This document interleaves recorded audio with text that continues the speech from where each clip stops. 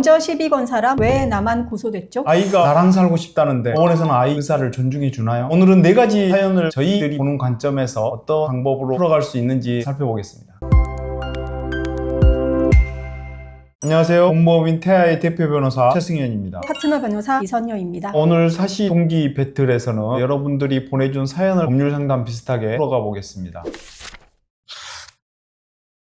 택배하는 사람입니다. 아파트에 차 잠깐 세웠다고 주민이 전화해서 욕을 했습니다. 말싸움 하다가 서로 주먹까지 오갔습니다. 그쪽에서 사주 진단서를 끊어와서 저를 고소했습니다. 웃기죠? 먼저 시비 건 건 그쪽인데 왜 제가 범죄자입니까? 라는 사연 내용입니다. 사연 보내주신 분이 주신 질문은 서로 밀쳤는데 왜 나만 처벌을 받나? 맞고소가 필요한가? 합의금을 받을 수 있나? 라고 질문을 주셨습니다. 상해가 있다면 처벌이 되는 건 당연한 거고요. 폭행사건이나 상해사건은 수사기관이 인지하게 되면 바로 수사에 들어가게 되는 사건이기 때문에 사건화가 아직 안 되고 있다 그러면 역으로 상대방을 고소해서 사건을 처리할 수 있겠다 하는 의견입니다. 실무적으로 말씀을 드려보자면 쌍방폭행 사건이 있었는데 그때 바로 경찰에 신고를 했다. 보통 경찰이 2명 다 쌍방폭행의 피의자로 입건을 하게 됩니다. 그때 경찰에 신고를 하지 않고 이후에 진단서를 넣어서 일방이 고소장을 내서 사건이 진행됐다라고 하면 경찰은 고소장이 접수된 그 사건만 처리를 하거든요. 본인만 굉장히 억울하다라고 판단이 되시면 상대방을 상해로 고소하는 방법이 가장 효과적일 것으로 보입니다. 추가적으로 합의금 얘기를 하셨는데 지금 사연 주신 분이 얼마나 다쳤는지를 모르겠어요. 합의금이라든가 손해배상금은 상해사건인 경우에는 전치 몇 주라고 하죠. 그 몇 주에 좌우되는 경우가 많아서 특별한 사정이 없다면 전치 4주에 해당하는 손해배상금을 내가 물어줘야 되는 상황이란 말이에요. 역으로 나도 비슷하게 다쳤다면 마찬가지로 비슷한 금액의 손해배상이 될 거기 때문에 손해배상에 있어서는 세임이 되는 거죠.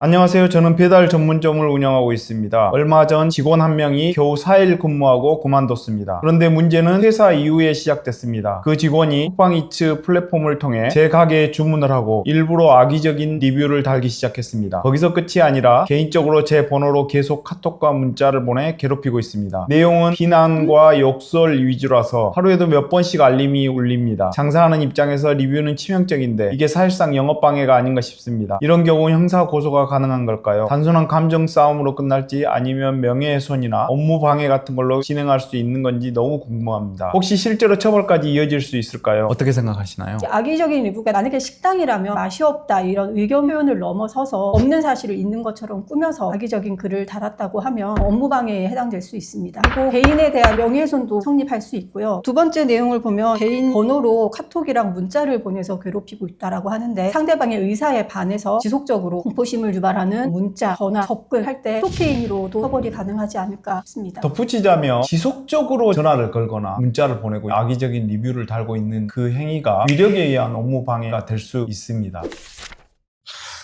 아이 둘 엄마입니다. 남편이 돈이 많다고 양육권을 가져가겠대요. 근데 아이들은 저랑만 살고 싶다고 매일 울고 있습니다. 이런 경우에 아이들의 의견도 법원에서 중요하게 보는 걸까요? 사연 주신 분이 궁금한 내용은 아이의 의사가 양육원 판결에 영향을 주는지 관해서 궁금해하신 것 같습니다. 현재 주 양육자가 예를 들어서 엄마다. 엄마하고의 애착관계라든가 양육 환경이 커다란 문제가 없다라고 한다면 엄마한테 양육권을 부여를 하겠죠. 아이들의 의사가 중요하냐? 중요하죠. 이혼을 하게 되면 가사조사관이 양육 환경이라든가 조사하러 나옵니다. 가사조사관들이 아이들한테 엄마하고 있을 때 기분이 어떠냐, 아빠하고 있을 때는 어떤 생각이 드느냐 간접적으로 질문을 하게 되는데요. 종합적인 평가를 기반으로 최대한 아이의 양육에 영향이 크게 없는 상황을 만들기 위해서 양육권을 결정을 하게 됩니다. 단순히 경제력이 훨씬 여유가 있고 다른 이유로 양육권을 결정하지는 않습니다.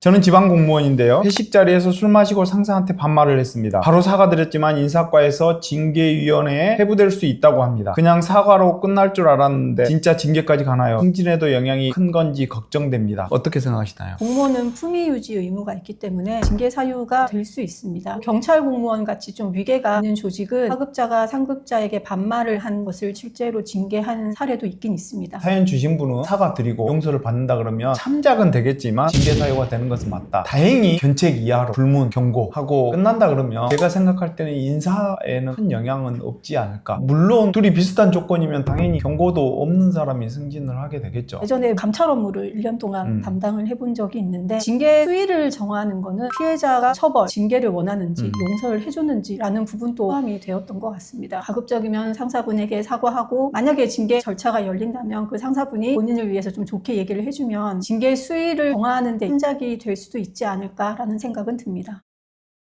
오늘은 여러분이 보내준 사연을 가지고 얘기를 나눠봤는데요. 다음에도 여러분이 사연을 보내주시면 그 사연에 대해서 알찬 정보들을 가지고 한번 찾아뵙겠습니다. 지금까지 공법인 태아의 최승현 대표 변호사, 이선녀 파트너 변호사였습니다. 예전에 왜 이런 거 구약식 하면 벌금 내잖아요. 고소인이 전화 와요. 맞아요. 그거 어떻게 됐냐고. 그리고 벌금이라 그러면 그 벌금 나한테 주냐고. 맞아. 나라에서 받는 걸 왜 나라에서 받냐고. 내가 피해자인데. 맞아.